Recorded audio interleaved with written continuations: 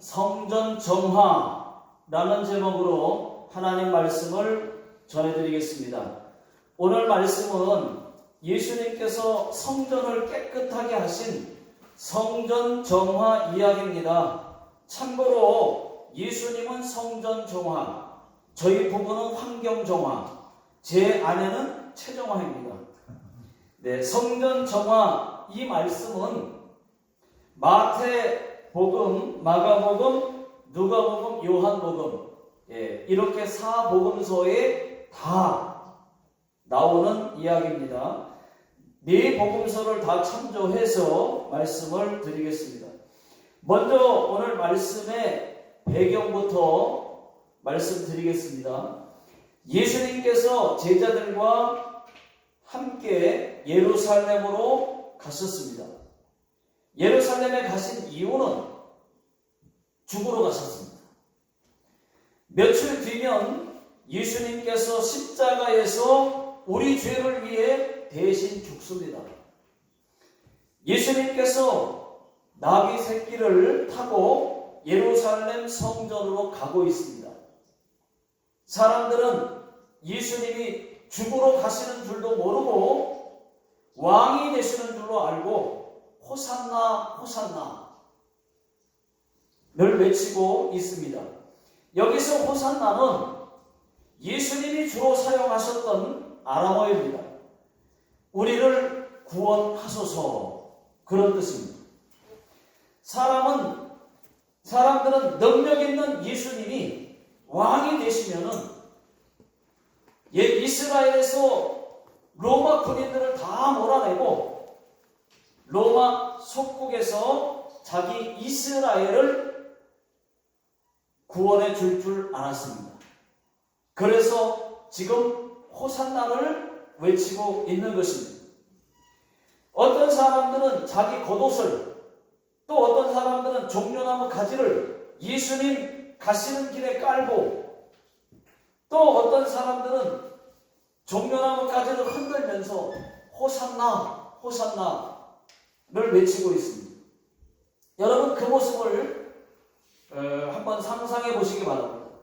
그랬던 사람들이 예수님이 왕에 관심이 없다는 것을 알고 또 힘없이 대제사장들에게 붙잡힌 것을 보고 어떻게 돌변했습니까? 예수를 십자가에 못 박아라! 못 박아라! 이렇게 돌변했습니다. 그렇게 환호하던 사람들이 잠시 곁길로 갔는데요, 다시 돌아와서 예수님이 사람들의 환호를 받으면서 예루살렘 성전까지 왔습니다. 이것이 오늘 말씀의 배경입니다. 자, 오늘 말씀의 내용은 이렇습니다. 예수님께서 예루살렘 성전 안으로 들어가셨습니다. 성전에 들어가 보니까 이것은 성전이 아니에요.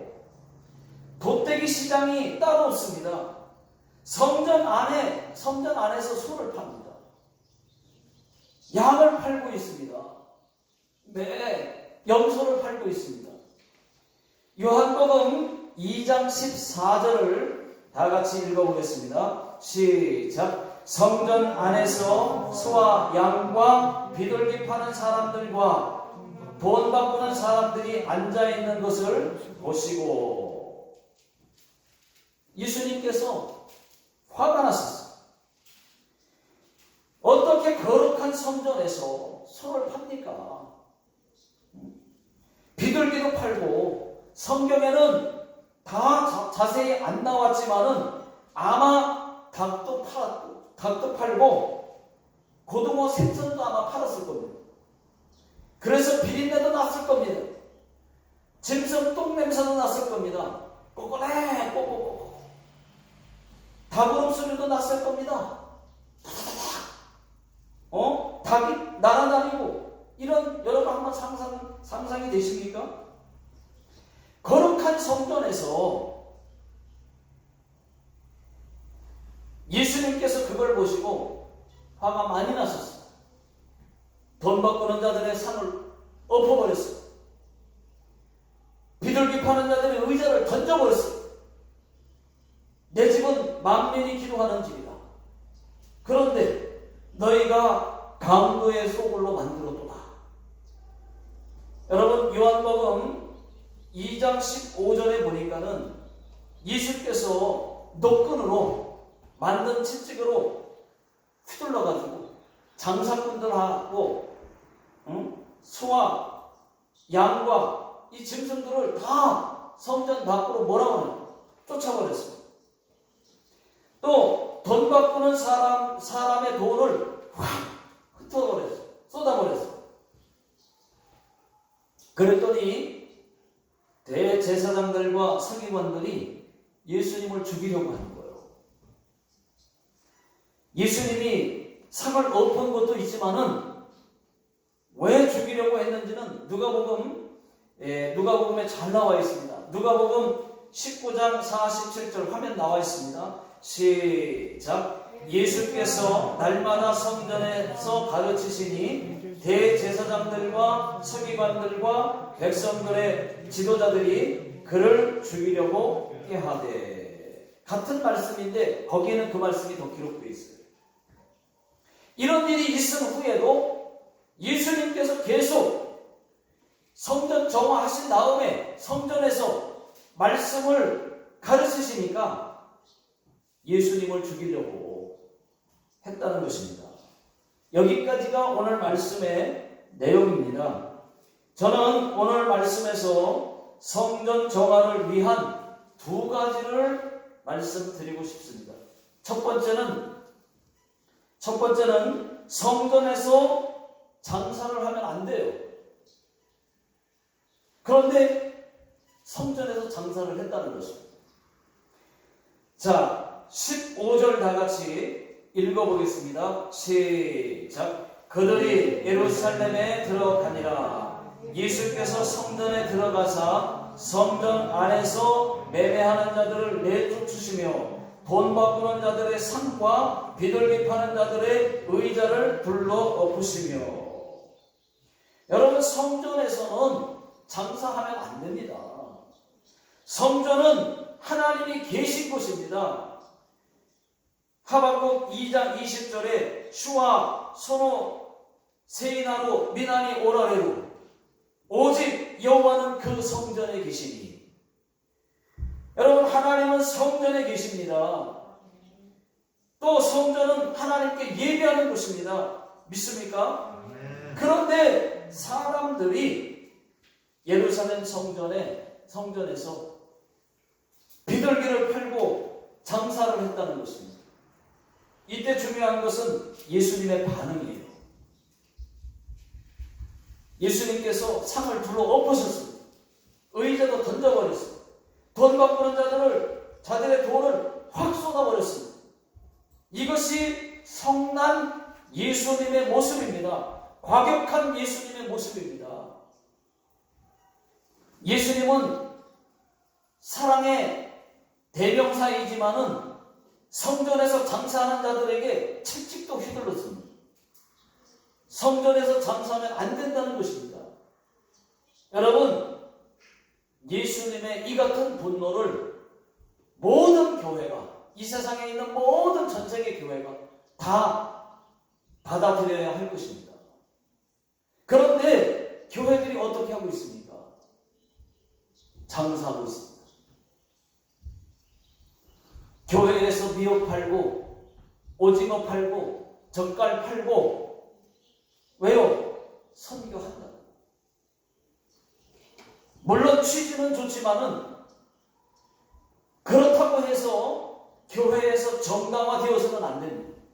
선교라는 구제라는 타이틀이 좋으니까 교회가 이것이 장사라는 것을 몰라요. 오히려 잘하는 줄 알고 있습니다. 왜? 그 돈 이익금으로 선교할 거니까. 근데 장사라는 걸 몰라요. 그런데 여러분, 한국의 딱 한 교회, 서울 광영교회는 절대로 장사하지 않습니다. 다 소개할 수가 없어서 제가 한 가지만 예를 들어서 소개를 하겠습니다. 교회에서 간증자가 오잖아요. 찬양하기 위해서 찬양자가 오잖아요. 그러면 교회에서 간증이나 찬양을 하고 나면 뒤에서 책을 팔거나 CD를 팔죠. 찬양 CD를 팝니다. 그런데 그 교회는 그것도 하지 않습니다. 그것도 장사라는 거죠. 사전에 그분들에게 미안하니까 이렇게 물어봐요. 사전에 책 오실 때 책 몇 권 갖고 오실 거냐고, 또 테이프는 몇 개 가지고 오실 거냐고 묻고 나서 따로 말이죠. 따로 그거 가져오시면 저희가 그 값을 드리겠습니다 하고 장사 행위는 하지 않고 따로 입금을 해주고 교회에서 오자마자 받고 성도님들에게 필요한 사람에게 나눠줍니다. 잘하는 것 같지 않습니까? 이렇게 철저하게 장사에 대해서는 금하고 있습니다. 이제는 저희 교회도 그렇게 할 것입니다. 여러분, 우리 교회는 어떻게 했습니까? 부끄럽지만 장사했습니다. 물론 교회 개척 때부터 교회에서 장사하지 않겠다고 선언했어요. 그래서 미역 팔고 오징어 팔고 젓갈도 팔지 않았습니다. 그런 거 뛰어다가 팔고 뭐 그런 거 절대 안 했어요. 그런데 두 가지를 모르고 장사를 했더라고요. 교회에서 찬양 콘서트 하고 나서 찬양 CD 뒤에 있으니까 많이들 사시라고 사서 선물용으로 또 전도용으로 주시라고 한 것이 장사였다고 하는 것을 이제서 깨달았습니다. 또 한 가지는 교회에서 바자한 것, 바자. 이것도 장사였다고 하는 것을 이번에 설교 준비하면서 깨달았습니다. 선교라는 타이틀이 좋아서 바자회를 장사라고 생각하지 못했습니다. 바자회가 2006년부터 잘 정착을 해서 수입도 많고 지역에서 소문도 났고 매년 기다리시는 분들도 많고 전액을 선교했지만 이제부터는 바자회도 하지 않을 것입니다. 지금까지 바자했다는 것이 부끄러워서 교회 홈페이지 안에 교회 연역에서 바자 기록을 싹 다 지워버렸어요. 그리고 설교 준비하다가 바로 그 자리에서 회개했습니다. 장사에 대한 저의 목회 철학이 여러분 흔들리지 않도록 제가 만약 교회에서 장사하려고 하면 성도님들께서 두 손 들고 막아주십시오. 절대로 장사하지 못해요. 그런데 이거는 괜찮을 것 같아요. 그래도 이거는 괜찮을 것 같아요. 민단에서 음식 바자할 때 교회 단기 선교팀들이 가서 민단 가서 교회 말고 민단 가서 김밥 팔고 떡볶이 팔고 호떡 파는 거는 괜찮습니다. 예수님은 거룩한 성전에서 장사하는 것을 책망하셨지 분노하셨지 성전 밖 떨어진 곳에서 장사했다면 분노하지는 않았을 것입니다. 근데 교회 성전에서 성전이 어떤 곳이에요? 여러분들이 선교 자금 마련하기 위해서 아르바이트를 하고 또 선교 자금 마련하기 위해서 장사하는 거 괜찮아요. 음식 파는 거 바깥에서 하면 괜찮아요. 교회는 안 된다.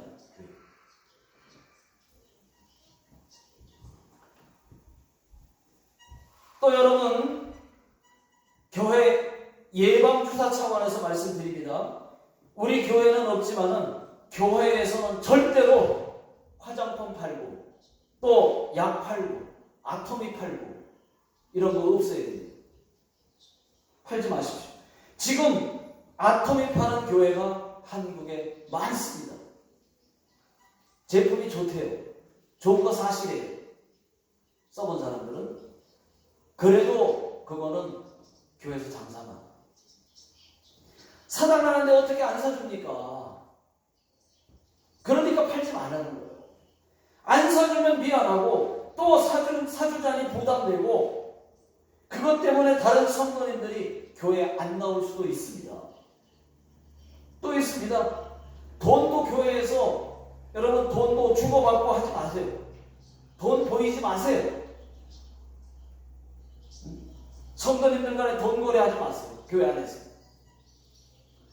돈 건네주고 받고 이런 거 모습 보이지 마십시오. 회비를 내는 거라면 괜찮아요. 교회에서 회비는 어차피 내야 되니까. 그거는 괜찮아요. 돈 거래 하지 마십시오.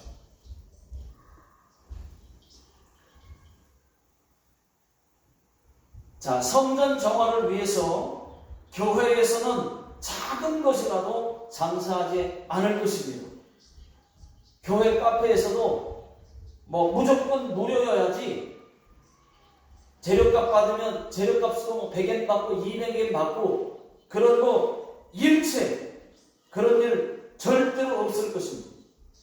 무조건 무료. 왜? 성경은 거저 받았으니까 거저 주라는 것이고 여러분들이 이미 헌금했잖아요. 헌금으로 감당하면 되잖아요. 따로 장사하고 받고 그렇게 하지 않을 겁니다. 자, 두 번째는 성전은 기도하는 집입니다.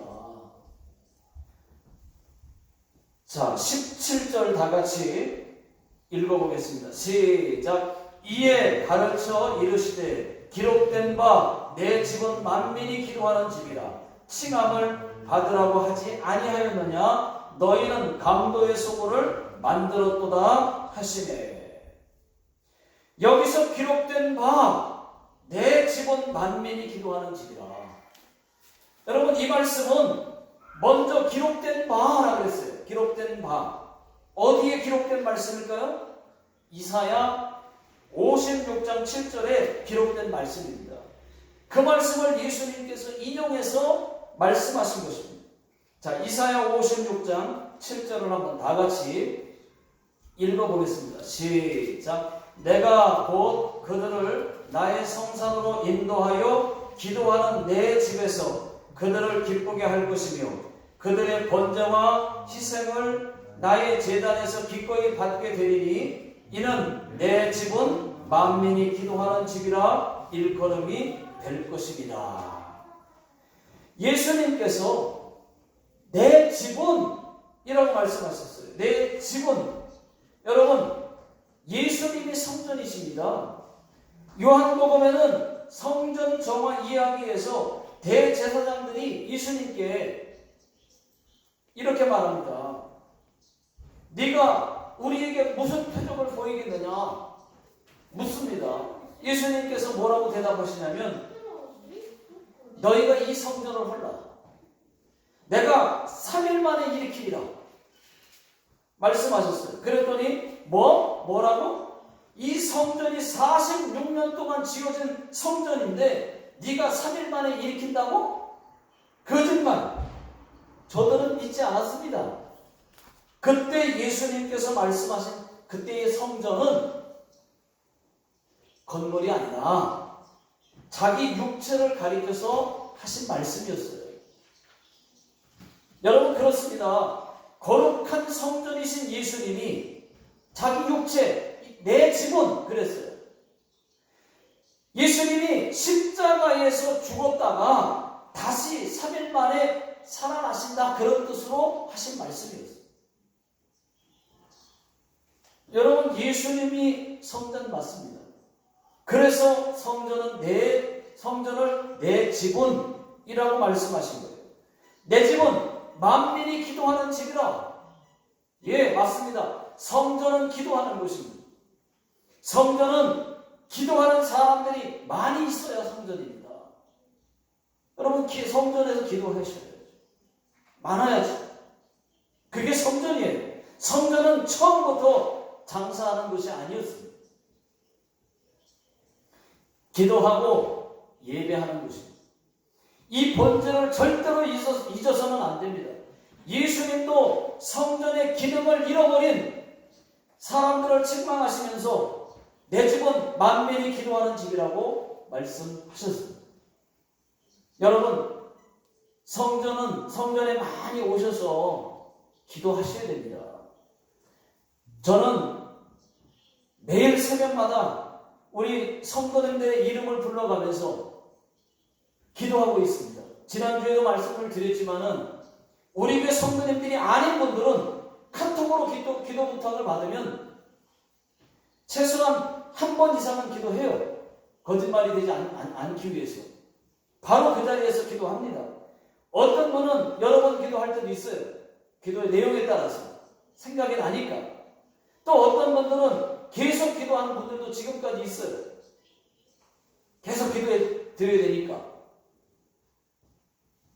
근데 우리 교회가 여러분 매일 365일 릴레이 기도할 수 있다면 참 좋겠다고 생각을 해봤습니다. 기도의 불이 꺼지지 않고 교회 사람들이 이 시간에 하루 어쩌다 돌아오는 하루 한 시간씩 헌신해서 교회 와서 기도불 꺼지지 않고 릴레이로다가 매일같이 기도가 이어진다면 참 좋겠다. 그런 생각을 해봤습니다. 여러분, 기도가 없는 성전을 한번 생각해 보십시오. 또 코로나 때문에 다 영상으로 예배를 드리고 성전에서 예배가 없는 성전을 한번 생각해 보십시오. 성전 맞나요? 교회는 모이기에 힘쓰는 교회가 좋은 교회입니다. 성경에서 모범적인 교회는 예루살렘 교회, 초대교회입니다. 그래서 지금은 교회가 많이 초대교회로 돌아가야 한다고 외치고 있습니다. 여러분, 초대교회가 어떻겠습니까? 사도행전 2장 42절부터 잘 나와 있습니다. 사도행전 2장 46절 다 같이 한번 읽어보겠습니다. 시작. 날마다 마음을 같이하여 성전에 모이기를 힘쓰고 집에서 떡을 떼며 기쁨과 순전한 마음으로 음식을 먹고.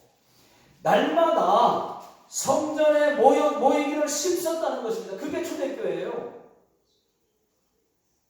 어떻게 매일 모였을까요? 그들은 오늘날로 말하면 매일 새벽기도, 수요 예배, 금요 기도회, 주일 예배 이렇게 매일 모인 겁니다. 아무 때나 교회 와가지고 교제한 겁니다. 또 집에서 떡을 떼며 기쁨과 순전한 마음으로 음식을 먹고 집에서도 모여서 구역 예배, 목장 예배를 드린 겁니다.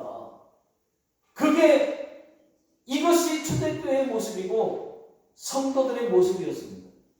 그뿐만이 아닙니다. 42절을 다 같이 사도행전 2장 42절 시작. 그들이 사도들의 가르침을 받아 서로 교제하며 떡을 떼며 오로지 기도하기를 힘쓰니라. 여러분, 어디서요? 말씀을 받고 가르침을 받고 교회죠. 교회에서 예배드리면서 하나님 말씀 듣고 기도하고 또 예배 끝나고 밥 먹으면서 교제했다는 것입니다. 그래서 여러분, 교회에서의 식탁 교제도 매우 중요합니다. 이런 초대교회, 그래서 지금 오늘날 교회들이 초대교회 모습으로 갖춰가다가 장사도 하고 뭐하고 많이 변질되기도 했고 또 초대교회로 다시 돌아가자고 하는 운동도 일어나고 있는 거예요. 이런 초대교회, 이런 성도 되시기를 예수 능력의 이름으로 축원합니다. 히브리서 10장 25절 다 같이 한번 읽어보겠습니다. 시작. 모이기를 패하는 어떤 사람들의 습관과 같이 하지 말고 오직 권하여 그날이 가까움을 볼수록 더욱 그리하자. 이 말씀은 그날이 가까울수록 뭡니까? 예수님 오실 날이 가까울수록 모이기에 심쓰라는 말씀입니다. 성경이 정답을 말씀해 주잖아요. 가르쳐 주잖아요. 이게 정답이다 가르쳐 주잖아요.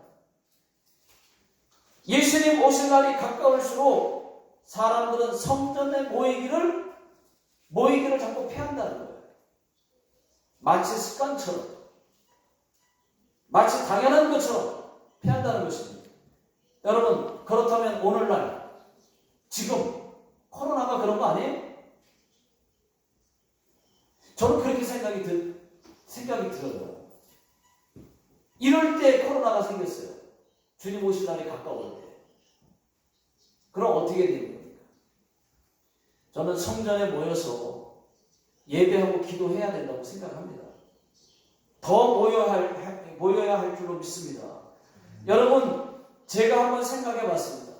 여러분들도 한번 생각해 보십시오. 초대교회가 코로나였다면 모이지 않았을까요? 베드로가 담임 목사님인데 지금처럼 영상이 그때 당시 발달했다고 치고 베드로가 지금은 코로나가 심하니까 당분간은 영상으로 예배드립니다 했을까요? 성전이 얼마나 중요한데 베드로가 당분간은 교회에서 예배드리지 말자고 했을까요? 아니면 그래도 믿음으로 코로나를 뚫고 성전에서 예배드리자고 했을까요? 베드로 같으면. 아무리 생각을 해봐도 베드로의 믿음과 초대교회 성도님들의 믿음으로는 성전에 모였을 것 같습니다. 대다수는 교회 나와서 예배 드렸을 것입니다. 기도했을 것입니다. 지금 코로나로 하나님께서 알곡과 쭉정이를 가르치는 거예요. 흔들어 본 거예요. 알곡이냐 쭉정이냐 흔들어 본 겁니다. 교회에 나와서 예배드리시는 저와 여러분들 모두를 하나님이 축복해 주실 줄로 믿습니다. 예루살렘 교회가 그때는 코로나는 아니었지만은 그때 나름대로 핍박이 되게 심했습니다. 교회가 핍박을 받으니까 사도행전 4장과 5장에 베드로와 요한이 그거에 굴하지 않고 당당하게 복음을 전하다가 2번 감옥에 투옥됐습니다. 그때 다른 제자들과 성도들이 교회에 모여서 열심히 합식기도 했습니다. 풀려나게 해달라고, 이 핍박을 극복하게 해달라고 모여서 기도했어요. 또 그 다음 초대교회의 스데반 집사님은 돌에 맞아 순교까지 합니다. 이것이 초대교회와 성도들의 모습이었어요. 이제는 성전 정화를 위해서, 올바른 성전을 위해서 예배부터 잘 드려졌으면 좋겠고 기도하는 자들이 더 많아졌으면 좋겠습니다. 결론입니다. 여러분, 성전은 하나님께 예배하고 기도하는 곳입니다. 누구든지 교회에 오셨으면 1층 카페에 계시지 말고, 카페에만 계시지 말고 먼저 2층 예배당에 오셔서 먼저 기도부터 하고, 그것이 짧든 길든 꼭 기도 먼저 하십시오. 그리고 볼일을 보세요. 1층에 카페에 계시든지 먼저 하나님 앞에 교회 왔으면은 이제 기도부터 해야 되잖아요. 그것이 바른 순서입니다. 그리고 성경대로 매주 믿음으로 코로나를 뚫고 교회에 나와서 성령 충만함으로 예배 드리실 수 있기를 주의 이름으로 축원합니다. 기도하겠습니다. 하나님 아버지, 저희 교회를 초대교회와 같이, 저희 교회 성도님들을 초대교회와 같이 사용하여 주시옵소서. 코로나라고 하는 거대한 파도를 만났습니다. 시험을 만났습니다. 하나님 아버지, 그때에 우리 모두 코로나 결코 믿음으로 나와서 하나님 앞에 예배하게 하시고 또 하나님 아버지 기도하게 하시고 교회가 잘못된 길로 가지 않도록 하나님 성전 정화시켜 주시옵소서.